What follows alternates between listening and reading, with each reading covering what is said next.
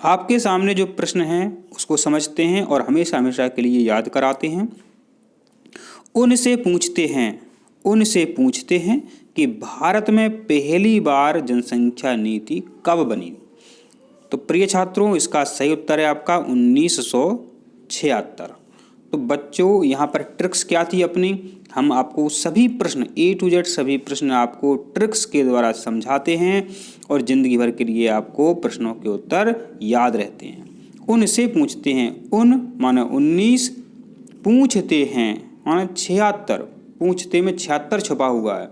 उनसे पूछते हैं 1976। तो प्रिय छात्रों, भारत में पहली जनसंख्या नीति 1976 में बनी थी और दूसरी जनसंख्या नीति सन 2000 में बनी थी। इस तरह से भी प्रश्न आता है कि वर्तमान जनसंख्या नीति कब बनी थी, तब आपका उत्तर होगा 2000। इसी तरह ट्रिक्स से संपूर्ण जीके और समाज शास्त्र जानने के लिए चैनल को सब्सक्राइब। परंपरागत भारतीय समाज में सामाजिक स्तरीकरण का बुनियादी आधार क्या रहा। तो इसका आपका सही उत्तर है जाति। अपने देश में परंपरागत रूप से भारतीय समाज का जो स्तरीकरण पाया जाता है वह जाति के आधार पर अभी तक बना रहा है। जाति एक बंद वर्ग है, परिभाषा किसने दी। तो इसका सही उत्तर है आपका मजूमदार ने यह परिभाषा दी कि जाति एक बंद वर्ग है। इसको अपन ट्रिक्स से कैसे याद रख सकते हैं, जाति एक बंद वर्ग है। जो मज़े में रहते हैं वो अपने आप में ही खोए रहते हैं, अपने आप को वो क्या है समाज से दूर कर लेते हैं, अपने आप को एक कमरे में बंद कर लेते हैं। जो मज़े में रहते हैं वो अपने कमरे में बंद कर लेते हैं, क्योंकि आप सभी जानते हैं दुनिया में कितने खराब लोग हैं, किसी का अच्छा सोचते ही नहीं हैं। ठीक है, तो इस तरह से अपन याद रख सकते हैं कि जाति एक बंद वर्ग है। किसने कहा? मजूमदार ने कहा कि जाति एक बंद वर्ग है। सबसे पहली आधुनिक किस्म की जनगणना माने सेंसस किस अमीर देश में प्रारंभ हुई थी। तो आपका सही उत्तर है अमेरिका। और आप सभी जानते हैं अमेरिका बहुत अमीर देश है।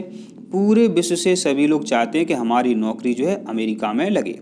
तो सबसे पहली आधुनिक किस्म की मॉडर्न प्रकार की जो जनगणना हुई थी वो कहाँ हुई थी?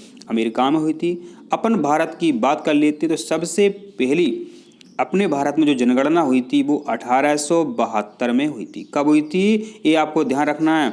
अपने भारत में 1872 में जनगणना शुरू हुई थी। ये परीक्षा पूछते हैं, ध्यान रख। जनांकिकी शब्द का प्रयोग सबसे पहले गुइलार्ड ने किस वर्ष में किया था? तो आपका सही उत्तर है 1855।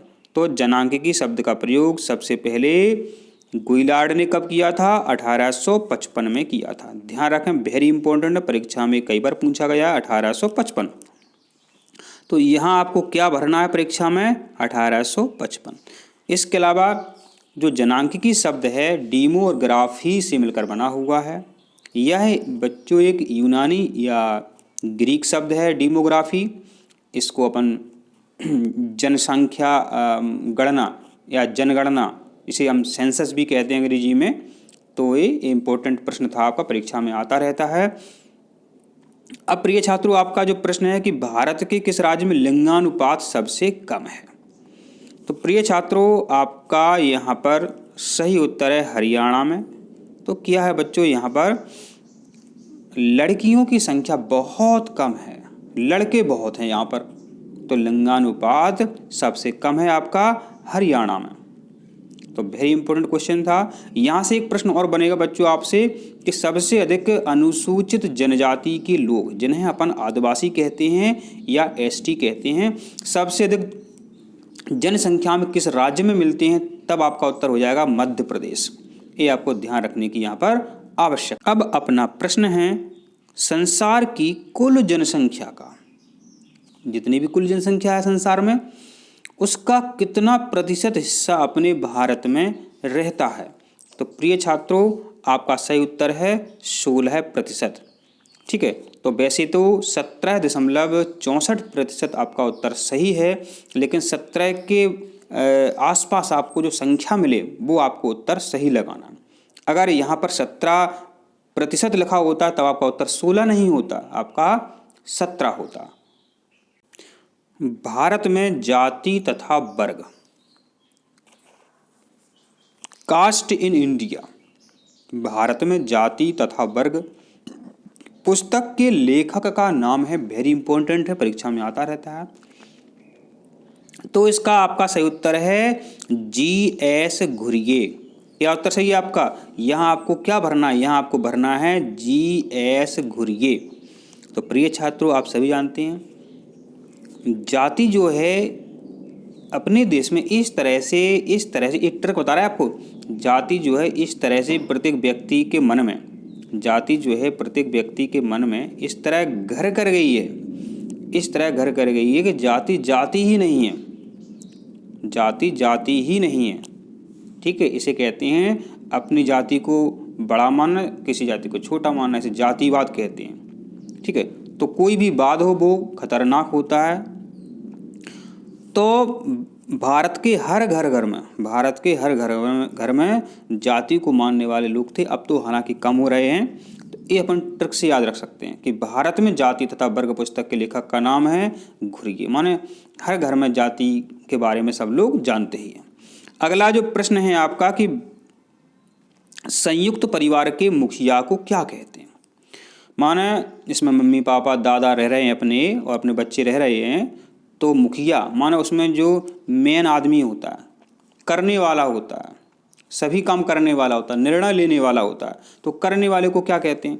आप सभी जानते हैं, इसे कर्ता कहते हैं। क्या कहते हैं? कर्ता कहते हैं। और हिंदी में आपने विभक्ति चिन्ह भी याद किए होंगे, तो सबसे पहले कर्ता ही आता है, कर्ताने। तो संयुक्त परिवार के मुखिया को कर्ता कहा जाता है। वेरी इंपॉर्टेंट क्वेश्चन था आपका। इसी तरह वीडियो, भारत में ब्रह्म समाज की स्थापना किसने की थी? तो भारत में ब्रह्म समाज की स्थापना राजा राममोहन राय ने की थी।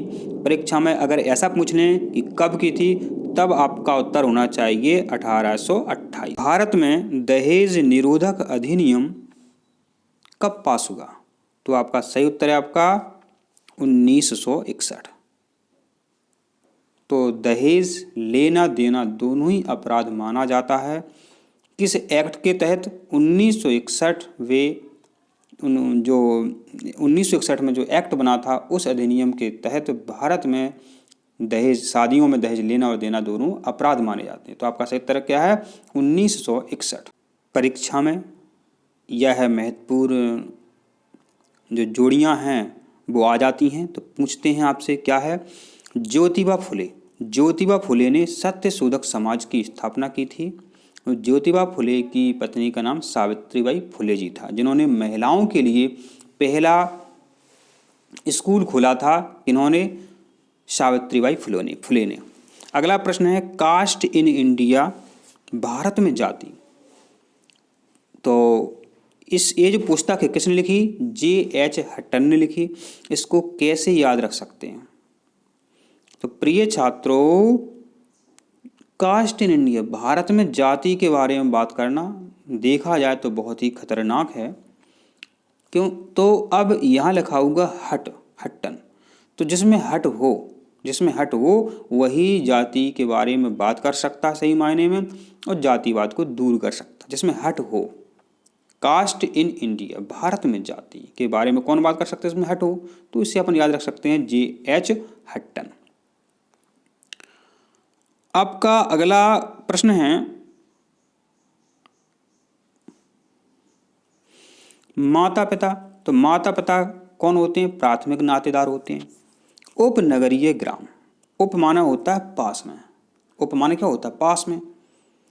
तो नगर की बाहरी सीमा पर स्थित गांव जो होते हैं उन्हें उपनगरीय ग्राम कहते हैं। नगर की बाहरी सीमा पर जो गांव बसे होते हैं उन्हें उपनगरीय ग्राम कहते हैं। अब है केदारनाथ। तो जो केदारनाथ धाम है यह कहाँ है? यह उत्तर दिशा में है। इस तरह वीडियो देखने के लिए चैनल को सब्सक्राइब जरूर करें। अब है औद्योगिक नगर माने जो औद्योगिक नगर होते हैं, जहाँ फैक्ट्रियाँ होती हैं, वहाँ मलिन बस्तियाँ बहुत होती हैं। वहाँ मलिन बस्तियाँ बहुत होती हैं। इसका मतलब ये है, जैसे कानपुर शहर है, तो कानपुर में कितनी गंदगी है, क्योंकि वो एक औद्योगिक नगर है। तो इस तरह से आपको ये याद रखने हैं। परीक्षा में सत्य असत्य पूछ लेते हैं, जो कि बहुत इंपॉर्टेंट हम लेकर के आए हैं आपके लिए। भारत में जन्म दर की तुलना में मृत्यु दर अधिक है। ये तो असत्य है। इसलिए असत्य है क्योंकि आप सभी जानते हैं कि भारत की जो जनसंख्या है तीव्र गति से बढ़ रही है। अगर मृत्यु दर अधिक होती तो जनसंख्या क्यों बढ़ती, तो ये तो असत्य हो गया आपका। फिर है कि भारत में पहली जनगणना 1872 में थी। अभी अपन ने इस पर चर्चा की थी पिछली वीडियो में, तो आपका क्या है, सही बात है, 1872 में पहली जनगणना हुई थी आपकी। ये सत्य है आपका। अब है कि अंतर्विवाह का नियम जाति व्यवस्था का सार तत्व है, तो सही बात है, ये आपका सत्य है। क्योंकि आप सभी जानते हैं जो पुराने मतलब परंपराओं को मानने वाले होते हैं, तो एक ही जाति में शादियां करते हैं। अगला जो प्रश्न है, किनशिप ऑर्गेनाइजेशन इन इंडिया पुस्तक इरावती कर्वे ने लिखी। ठीक है, तो इसका उत्तर क्या है आपका, इसका उत्तर आपका है सत्य। ये उत्तर जो है आपका सत्य है। ठीक है, तो और देखते हैं। हाँ, ये आपके एक क्वेश्चन और हैं। प्रार्थना समाज की स्थापना 1867 में हुई थी, तो सही बात है। प्रार्थना समाज की जो स्थापना है कब हुई थी, सन 1867 में हुई थी। ये आपका क्या है, ये आपका सत्य है, याद रखना आपको। हिंदू विवाह अधिनियम 1955 में पारित हुआ था। हिंदू विवाह जो अधिनियम है कब पारित हुआ था, 1955 में। तो 1955 में पारित हुआ था, तो ये भी आपका उत्तर क्या है, ये भी उत्तर आपका सत्य है।